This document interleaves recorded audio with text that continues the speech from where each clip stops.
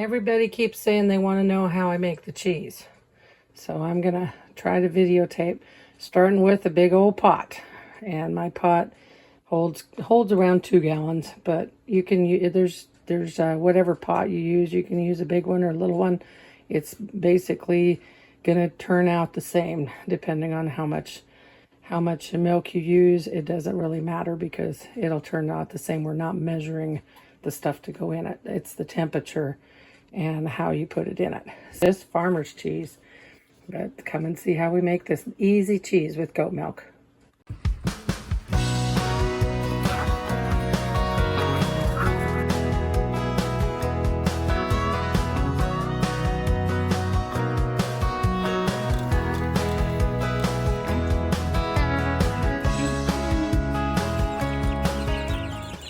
Okay, so you want to cover your pot, and it's on medium heat. Too hot, it's going to scald. Too low, it's going to take all day. You're going to put a thermometer in. Some type of a milk thermometer is best.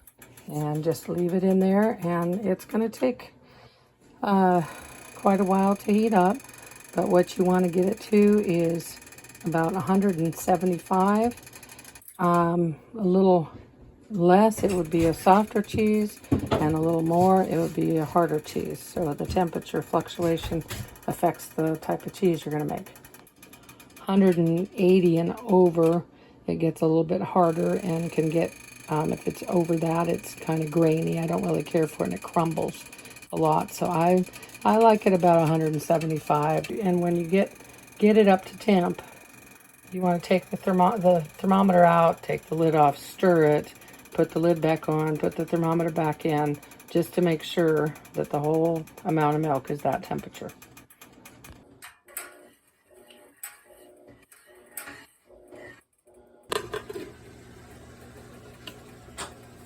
I have got it up to temp, and I stirred it. Okay, so while I'm stirring it, I'm going to pour, this is regular white vinegar, and I'm going to pour it in slowly. And if you watch, you'll see the curdles start. See how the milk has curdles in it now? That's what you want to do. You want to pour it in till there's curdles in the milk. Simple as that. I don't know how much. You just slowly pour it in until it forms curdles. And then we're going to put the lid back on, and we're going to sit it in a sink of cool water to let it cool down a little bit so that I can put it in the strainer. So I'm just filling the sink up, letting it cool, and then we're going to strain it.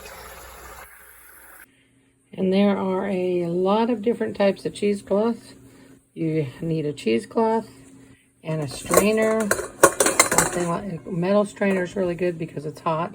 And then I use 3 bowls to get the liquid out. Now it's still pretty hot. I can't hold my hand on there too long, but you get it cool, a little bit cooler. So I've got my strainer with my cheesecloth, my bowl's underneath, and I'm going to pour it in. And with me having a bigger container, so I can't pour it all in. Pour part of it in, and I'm going to take the bowl out from underneath so that it'll have a second bowl. So I moved the first bowl and the cheesecloth strainer up here, and I pulled the strainer out and I put it in the second bowl. So this is my first bowl of whey. Now you can actually use whey for anything that you use water in. If you put it in your fridge and keep it, I choose to give it to our animals, but since there's no seasonings, no peppers, no anything, this is just straight whey, so you could use it for cooking with, making pancakes, whatever, you know, anything that you use water, or you can substitute it for milk. So I poured the rest of it in there, and I scraped out the little bit. There was a little bit left in there, and I scraped out the curds that were in there. And now I'm going to lift this one out. And like I said, you can do this with a smaller container. I choose to do around 2 gallons at a time.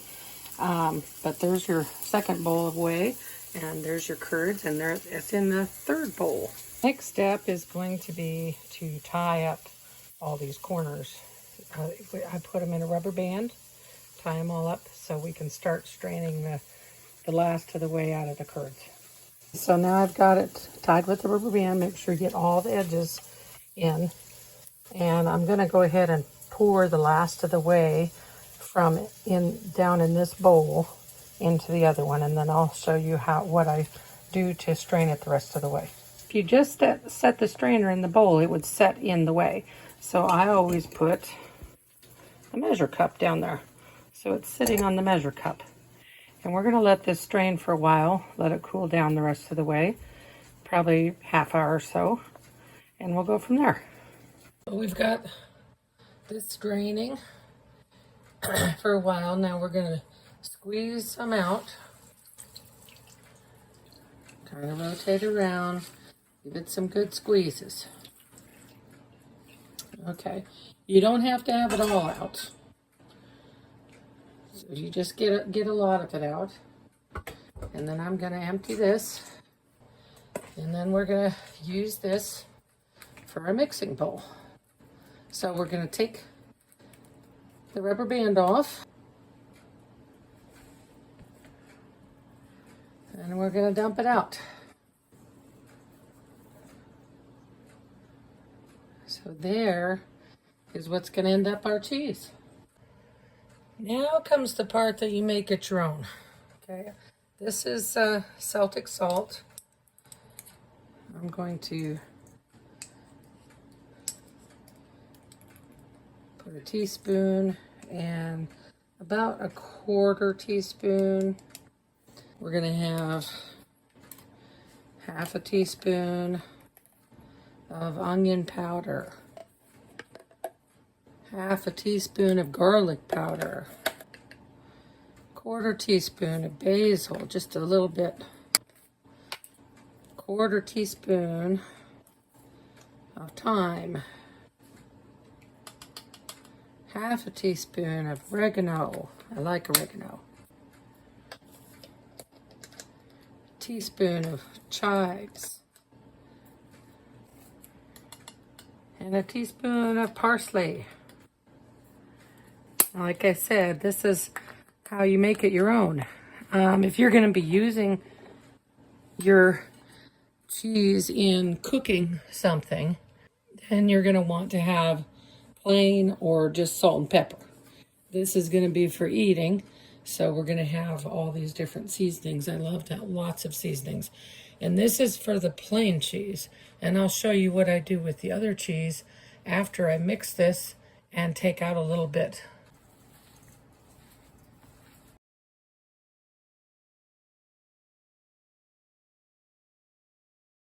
So I do a little container of plain cheese. I'm going to press that a little more and get that ready later, but that's separated for the plain cheese. I'm going to cut up the hot peppers to put in it now. I chopped them really small, so these are going to go in.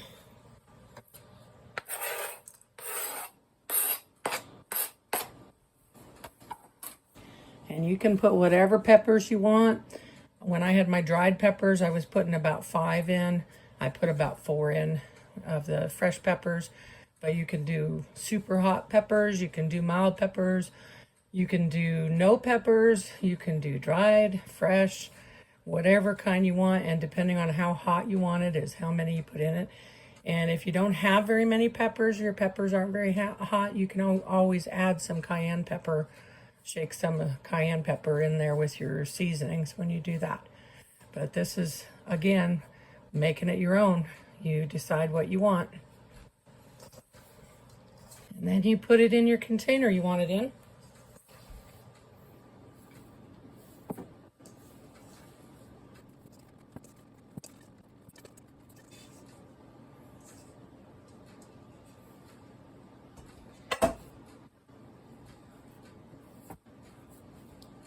And how many of you did not think that was going to fit in that container?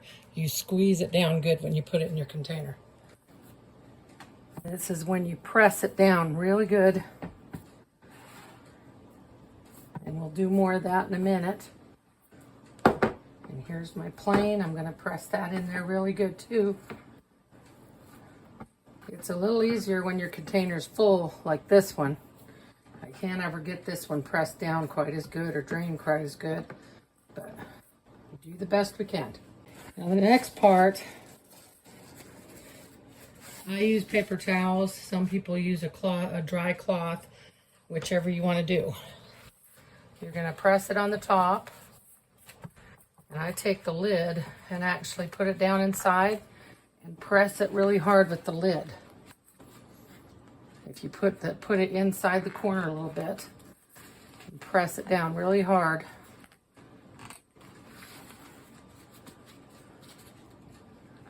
And then press it in the middle to kind of make sure you get it out to the sides. And then we're going to put this lid on and we're going to turn it upside down in the fridge. And that's where it's going to get hard, is when you put it in your fridge. Now you can eat this in a few hours. You just cut that up and slice it, and there you are. You don't have to let it age or anything. You just do it chilled, so a couple hours you can leave it in there, or you can leave it in overnight. But that's your cheese. Well, there's the finished product. I'm going to take this one to church, and this is what's left for Rod and I to eat during the week. So I hope you guys can try to make this and it turns out good for you. Thanks for watching. Have a great day.